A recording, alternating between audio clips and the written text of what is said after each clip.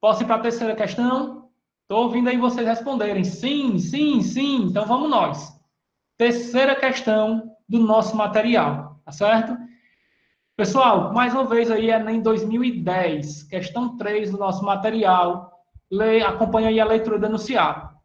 Em nosso cotidiano, vamos fazer o seguinte, ó, vamos fazer uma brincadeira aqui. À medida que eu for lendo o enunciado, vocês já podem ir colocando aqui no chat a letra que você marcaria. E aí nós vamos conferir a galera que está acertando, que está se garantindo, a galera top aqui de Física 2 da aula do Giovanni, e o pessoal que está bugando na questão, beleza? Coloca aí no chat a letra que você acha que é a resposta dessa questão. Vamos lá. Em nosso cotidiano, utilizamos as palavras calor e temperatura de forma diferente de como elas são usadas no meio científico. Quantas vezes você não já deve ter dito, eita, que hoje eu estou com calor, hein? É uma forma cientificamente errada de utilizar a palavra calor. Nas minhas aulas, eu explico a diferença entre temperatura, energia térmica e calor.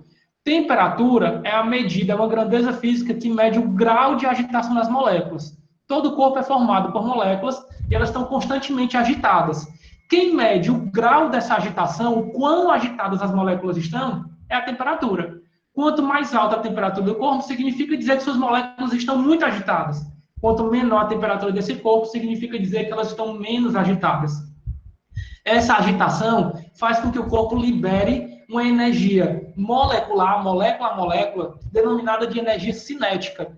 E a soma das energias cinéticas de todas as moléculas daquele corpo, nós chamamos de energia térmica.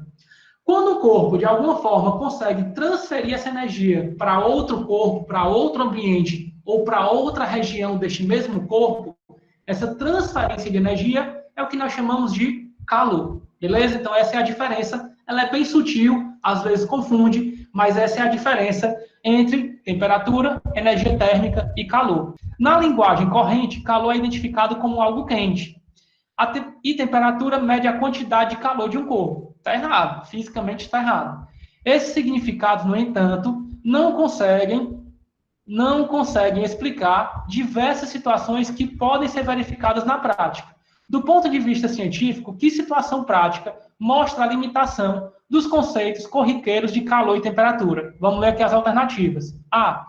A temperatura da água pode ficar constante durante o tempo que estiver fervendo. Pessoal, enquanto a água estiver fervendo, o que é a fervura? É a mudança de estado físico. Ela está mudando do estado líquido para o estado de vapor. E para que ela esteja continuamente mudando de estado físico, ela precisa estar recebendo energia térmica na forma de calor. Então, o seu fogo, a boca lá do seu fogão está ligada, está acesa, fornecendo energia térmica para a água, para manter a água em processo de fervura, passando do estado líquido para o estado de vapor, é um fato de ela estar recebendo calor. Porém, existem na termologia dois papéis, duas funções para o calor.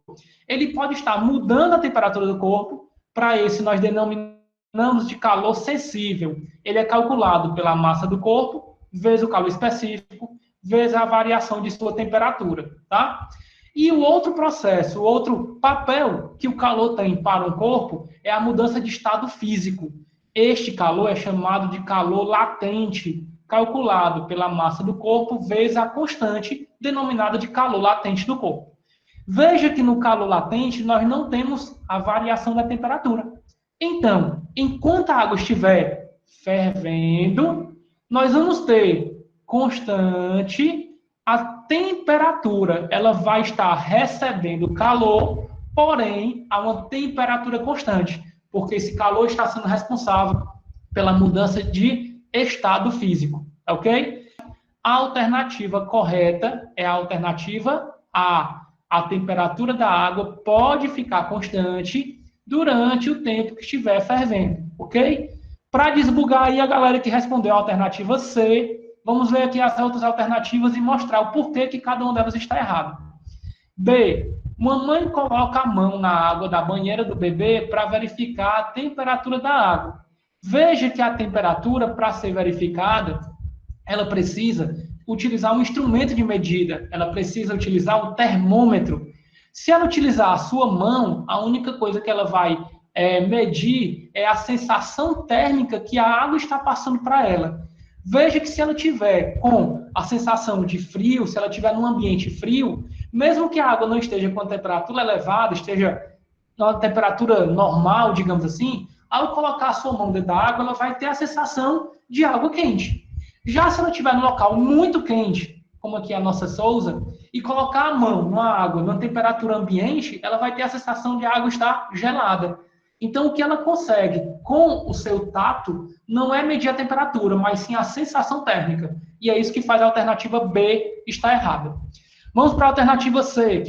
A chama de um fogão pode ser usada para aumentar a temperatura da água em uma panela. Veja que se essa água está fervendo, ela não vai aumentar a temperatura. Então, ela pode ser usada caso a temperatura ela não esteja no ponto de ebulição. Mas se já estiver no ponto de ebulição, ela não vai poder ser utilizada. Então, a chama, ela não necessariamente aumenta a temperatura, mas sim necessariamente fornece energia térmica, seja para aumentar a temperatura, seja para mudar o estado físico, beleza? Então, o fato de ele ter mencionado apenas o aumento de temperatura faz com que a alternativa C esteja errada, tá bom? Alternativa D, ninguém respondeu, mas vamos ler. A água quente que está em uma caneca é passada para outra caneca a fim de diminuir a sua temperatura, a fim de ceder calor, a fim de diminuir a sua energia térmica. Veja que quando ela diminui a sua energia térmica, não necessariamente ela já vai baixar a temperatura, porque se ela tiver a uma temperatura do ponto de ebulição, ela vai primeiro deixar de estar no estado de vapor para poder começar a baixar a temperatura. Outra, quando ela chegar em 0 graus Celsius, vamos supor que ela conseguisse chegar, ela não vai continuar baixando a temperatura, ela vai mudar de estado físico.